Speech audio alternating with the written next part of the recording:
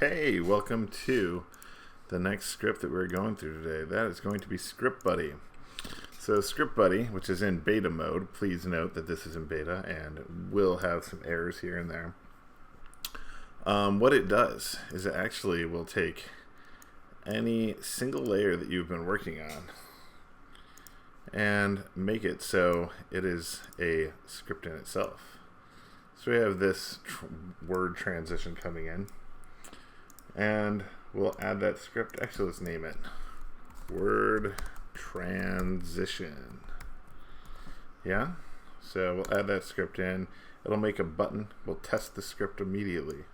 We have this one called word transition. We'll put it in. Look, it made a new text layer. Had all the same attributes. We'll delete the old one even, or it's turned off. And now we have, this is something new.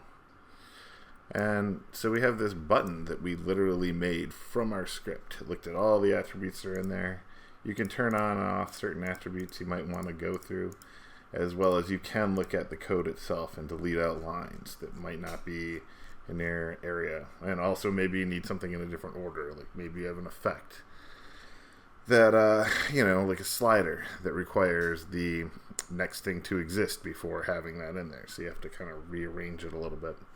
This is a great way to get into scripting. This, along with my Convert Image JSX Buddy, or Image Convert JSX to JSX Buddy, works really well together with this. It even works on shape layers. Let's kill this one off. Delete. I kind of played with this a little earlier.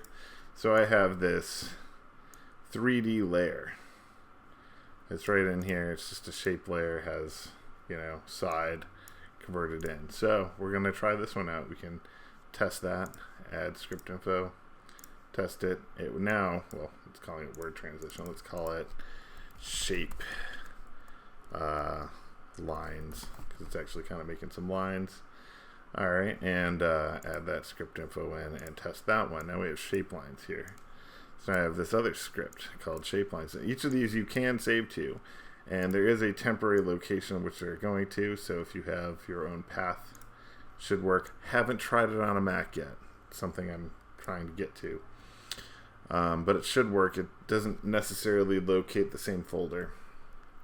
Anyway, that shape lines one can now create the exact same thing with the 3D shapes, with the 3D colors, all built in there. I do have some things that are not exactly the same.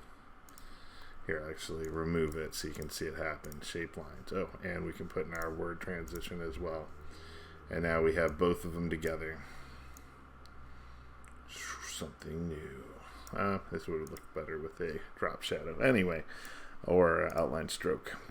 Anyway, and then we also have one for doing masks. Now, this is actually a thing that can do. You can put as many masks as you want.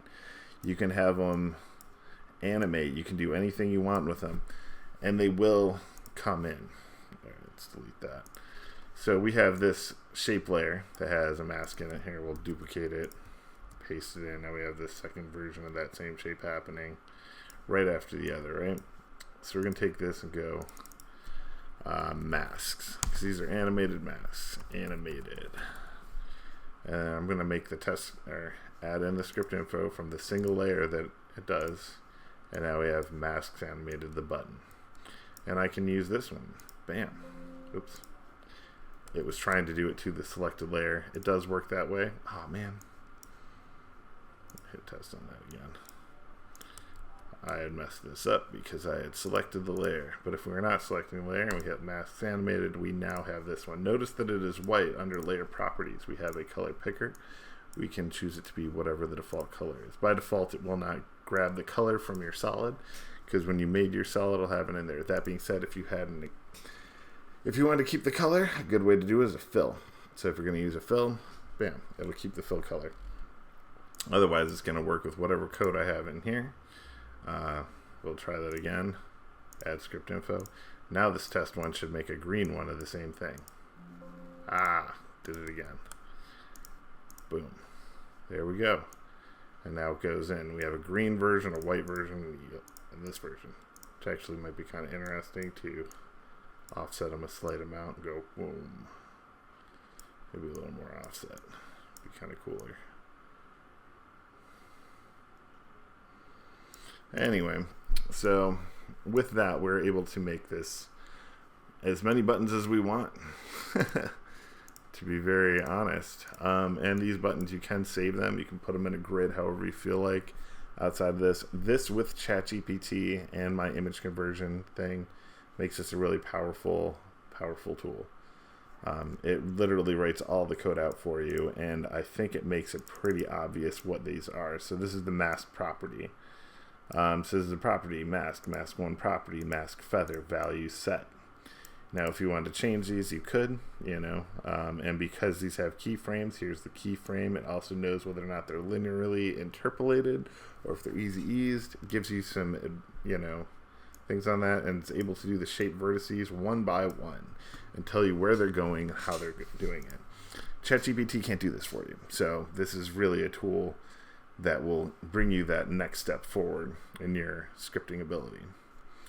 I think this kind of covers everything you need to know about the beta version of ScriptBuddy. I will try to keep on working on this. I imagine in like a couple of years this thing should be insane, and maybe I'll try selling it at that point. But please enjoy the beta version. Use it as long as you like. There are some problems though. So anyway, thanks for watching.